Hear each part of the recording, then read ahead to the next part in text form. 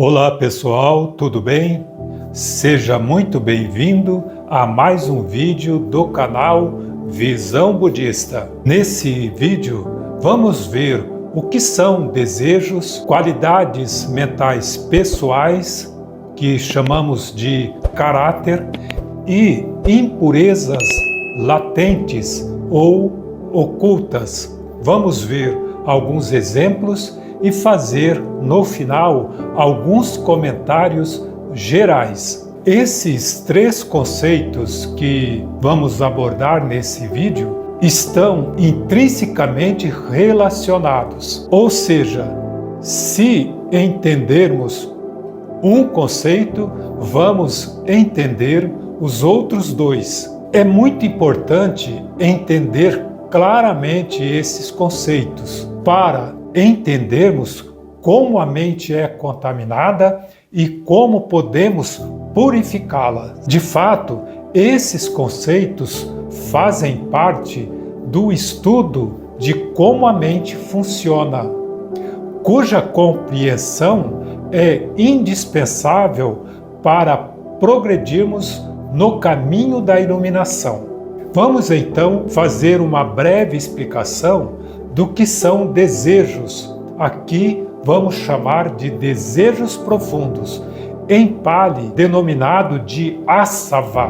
Quando nos envolvemos repetidamente em certos estilos de vida e atividades boas ou ruins, elas se tornam hábitos. Quando praticados ao longo de muitas vidas, esses hábitos se tornam hábitos sansáricos. Há maus hábitos e bons hábitos, e, consequentemente, há também maus hábitos sansáricos e bons hábitos sansáricos. Os maus hábitos estão associados a pensamentos ou fatores mentais imorais, e os bons hábitos estão relacionados a pensamentos ou fatores mentais morais.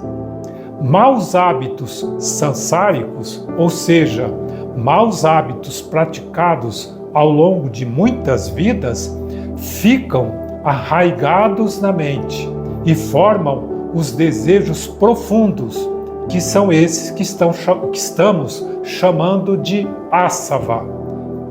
Portanto, desejos profundos enraizados em nossas mentes são gerados por nós próprios pela repetição de maus hábitos ao longo de muitas vidas. De acordo com o Buda, os desejos são a causa raiz do sofrimento e é o que nos prende ao processo de renascimento. Ao eliminá-los, nos libertamos desse processo. Mas, como estão enraizados na mente, são difíceis de serem removidos. No budismo, normalmente, abordamos 4 amplas categorias de desejos. Cada uma está associada aos hábitos correspondentes. Dentro de cada categoria, pode haver uma variedade infinita de desejos. Vamos começar com a categoria 1. Nessa categoria estão desejos que surgem devido a todos os tipos de visões erradas. Há visões erradas relacionadas a diferentes tópicos: religião, filosofia, política e suas combinações, etc. Por exemplo, uma pessoa que não acredita em renascimento tem desejos de aproveitar a vida ao máximo até a morte, porque acredita que na morte tudo vai acabar. No budismo, isso é considerado uma visão errada, pois na morte não acaba tudo. Ou seja, a morte não é o fim de tudo. Há renascimento. Categoria 2. Nessa categoria estão desejos que surgem por prazeres sensoriais. Também pode haver variedade infinita de desejos.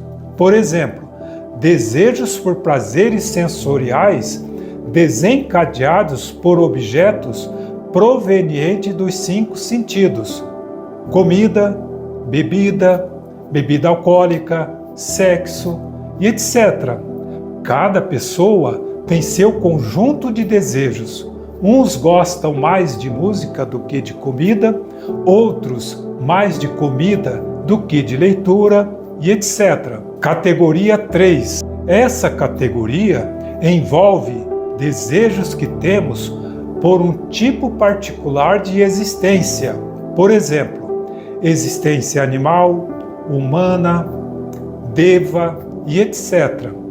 Você pode até achar que um ser de um reino ruim não desejaria continuar em sua existência, mas isso não ocorre, pois em geral eles não têm esse entendimento. De fato, todo ser vivo em todos os reinos anseia pela vida. Há muitas possibilidades, mas em geral a maioria das pessoas prefere o mundo sensorial que nós vivemos, o Kama Loka, onde os seres têm todos os 6 sentidos físicos. Mas aquelas pessoas que apreciam os prazeres dhânicos certamente vão preferir nascer nos reinos do mundo imaterial, onde os seres têm só a mente e passam bilhões de anos desfrutando de prazeres dhânicos e etc. Categoria 4. Envolvem desejos que surgem devido à ignorância. Ignorância aqui se refere principalmente ao desconhecimento das nobres verdades. Por exemplo, uma pessoa passa sua vida buscando por prazeres sensoriais e acha que não há nenhum problema em fazer isso. Pelo contrário, acredita sinceramente que é assim que a vida deve ser. Isso ocorre porque essa pessoa não sabe que os prazeres sensoriais levam ao sofrimento e também não sabe que é possível desfrutar de prazeres sem desejá-los. Vamos então fazer uma breve explicação sobre qualidades mentais pessoais ou caráter, que em Pali chamamos Gati. Caráter são as qualidades mentais que nos distinguem como indivíduos. Quando repetimos certas atividades, elas acabam se tornando hábitos. E quando esses hábitos são praticados ao longo de muitas vidas, se tornam hábitos sansáricos. Estamos repetindo, mas porque é muito importante retomar o raciocínio. Os hábitos e hábitos sansáricos formam nossos padrões comportamentais, ou seja, formam nosso caráter. Pode-se dizer isso de forma diferente. Nós nos acostumamos a repetir os hábitos e com isso eles se tornam nosso padrão comportamental e formam as qualidades mentais que nos distinguem como indivíduos, ou seja, forma nosso caráter. Aqui estão incluídos bons e maus hábitos, hábitos recentes e hábitos sansáricos. Como vimos, os maus hábitos sansáricos formam desejos profundos arraigados na mente. E esses fazem parte do nosso conjunto de valores, ou seja, do nosso caráter. No budismo, há 5 tipos principais de caráter, os quais estão relacionados aos seres que pertencem aos reinos dos infernos, o reino animal, reino dos fantasmas famintos, ao reino humano e ao reino dos devas. Os 3 primeiros são seres de reinos ruins, Os outros dois são bons reinos. Aqui, Deva, o reino dos Devas, que nós estamos chamando simplesmente de Devas, inclui todos os seres do 6º ao 31º reinos. Ao todo, são 26 reinos. No reino humano, encontramos pessoas com diferentes tipos de caráter, gentis e maliciosas, calmas e agitadas, atenciosas e agressivas, e etc. É fácil perceber que as pessoas com caráter ruim são aquelas que têm um ou mais hábitos ruins proeminentes. Pessoas que têm mau caráter praticam ações imorais e são elegíveis para renascimentos em reinos ruins. Por outro lado, pessoas de bom caráter evitam ações imorais e são elegíveis para renascimentos em bons reinos. Como já dissemos, bons reinos são reino humano e dos Devas. Ressalta-se que ninguém é inerentemente mau. Existem causas para uma pessoa ter mau caráter. Ao remover essas causas, ela se torna uma pessoa de bom caráter. Isso quer dizer que nosso caráter pode ser mudado, mas isso só vai ocorrer se a pessoa fizer um esforço para superar o mau caráter e cultivar o bom caráter. Vamos ver um exemplo. Angulimala foi uma pessoa que viveu na época do Buda. Quando encontrou o Buda, ele já tinha matado cerca de 1000 pessoas, ou seja, ele era uma pessoa de mau caráter. O Buda mostrou-lhes as consequências do seu comportamento, ele entendeu os ensinamentos e conseguiu alcançar o estado de Arahante em poucas semanas. Ou seja, Angulimala se transformou em uma pessoa de bom caráter. Vamos agora apresentar algumas explicações sobre impurezas ocultas ou latentes, que em Pali são denominadas de anusayas. Os maus hábitos sansáricos, ou seja, maus hábitos repetidos ao longo de muitas vidas, acumulam desejos profundos que ficam enraizados na nossa mente. Por outro lado, ao repetir hábitos bons, maus, recentes, sansáricos, formamos as qualidades mentais pessoais ou nosso caráter. Os desejos profundos e as qualidades de caráter que ficam ocultos e adormecidos em nossas mentes formam as impurezas ocultas ou latentes, que chamamos em Pali de anusayas, que também são chamadas de tendências latentes ou fermentações mentais. Ou seja, as impurezas mentais, os anusayas, se formam e acumulam em nossas mentes através de fermentações mentais de pensamentos conscientes contaminados. Uma vez formadas, carregamos essas impurezas de uma vida para outra ao longo do processo de renascimento.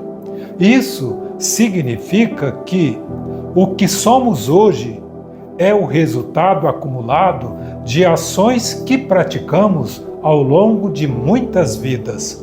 Um evento sensorial forte, gatilho, pode despertar essas impurezas ocultas, as anusayas, e gerar desejos, asavas. Ao expressar nosso comportamento com base nesse gatilho, exibimos nosso verdadeiro caráter, gati. Toda ação que fortalece o caráter também fortalece os correspondentes desejos e impurezas ocultas. A remoção dos desejos começa com a remoção de maus hábitos e o cultivo de bons hábitos. Como comentamos, os três conceitos estão interrelacionados. Tipos de impurezas ocultas. No budismo, existem 7 tipos principais de impurezas ocultas ou latentes. 1. Aqueles que se devem às visões erradas. 2. Aquelas impurezas que levam a pessoa a fazer coisas imprudentes. 3. Aquelas impurezas relacionadas aos prazeres sensoriais. 4. Aquelas relacionadas às tentações de ódio. 5. Aquelas que surgem do desejo pela existência. 6. Aquelas que se devem ao sentido de eu. E 7. e última, as impurezas latentes devido à ignorância. Como comentamos, um estímulo forte, um gatilho, pode despertar essas impurezas ocultas e gerar os desejos correspondentes. Por exemplo, com base em visões erradas, podemos ter tendências ocultas a fazer certas coisas imprudentes para aproveitar a vida. Essas impurezas ou tendências ficam adormecidas, mas um forte estímulo, um gatilho, pode despertá-las. Quando isso ocorre, surge desejos de aproveitar a vida ao máximo, porque se acredita que na morte tudo vai acabar. Essa é uma visão errada, como já comentamos. De fato, na morte não acaba tudo, pois há renascimento. Na existência humana que vivemos nela, podemos reforçar ou remover as impurezas ocultas. Nossas impurezas permanecem conosco durante a jornada sansárica, mas mudam ao longo do processo. A maioria das mudanças ocorre durante a existência humana, na qual uma pessoa pode até remover todas as impurezas e alcançar Nibbana. Ressalta-se o seguinte: cada pessoa tem um conjunto único de qualidades mentais que evolui ao longo do tempo, as quais podem mudar seu destino, mas ela também tem o poder de mudá-las. Vamos apresentar alguns exemplos. Vamos começar com a analogia do palito de fósforo. Um palito de fósforo tem a cabeça com pólvora ativa que tem potencial para causar um incêndio, mas se não for atritado, é inofensivo. Ao riscar o palito na caixa de fósforo, surge o fogo. As impurezas latentes, anussaias, são como a pólvora ativa da cabeça do palito. Riscar o palito equivale a um estímulo forte, o gatilho, que desperta e acende as impurezas latentes e adormecidas. Um outro exemplo, o exemplo da mulher bela. Ao ver uma mulher bela que combina com suas tendências latentes, anussaias, um homem calmo pode se tornar agitado devido aos seus desejos por prazeres sensoriais. Ao continuar pensando conscientemente nessa mulher, suas impurezas latentes vão fermentar e crescer. Daí o nome fermentações mentais. É importante comentar que esse mesmo homem pode ver outra mulher que também seja bela, mas não ter nenhum interesse por ela. Isso ocorre porque suas impurezas latentes não foram despertadas por essa entrada sensorial, a segunda mulher. O quanto esse homem vai ficar agitado depende da força dos seus desejos e da força da entrada sensorial, o gatilho. Os estupros, por exemplo, ocorrem quando ambos são fortes. Vamos apresentar mais uma analogia. Analogia do recipiente com água e lama. Esse exemplo, na verdade, envolve os três conceitos. Ao agitar o conteúdo desse recipiente com água e lama sedimentada no fundo, um pouco da lama vem à superfície. A lama é como as impurezas latentes. A agitação equivale ao gatilho, e a sujeira que sobe e vem à superfície são como os desejos profundos. Quando isso acontece, exibimos nosso caráter e hábitos. Para encerrar esse vídeo, vamos fazer alguns comentários gerais. Uma pessoa tem um tipo particular de caráter por causa do conjunto de desejos e impurezas latentes que ela possui. A mudança em um dos três só ocorre com a mudança de hábitos e caráter. A tarefa de purificar a mente é muito pessoal. Só a própria pessoa conhece sua mente e só ela pode purificá-la. Cada pessoa é diferente e única. Não há duas pessoas iguais. Mesmo que a pessoa mude, a mudança em si é única para ela e só pode ser iniciada por ela. Se você decidir purificar sua mente e conseguir erradicar os desejos que surgem devido às visões erradas, você vai alcançar o primeiro estágio do caminho que leva à iluminação, que é chamado Sotapanna.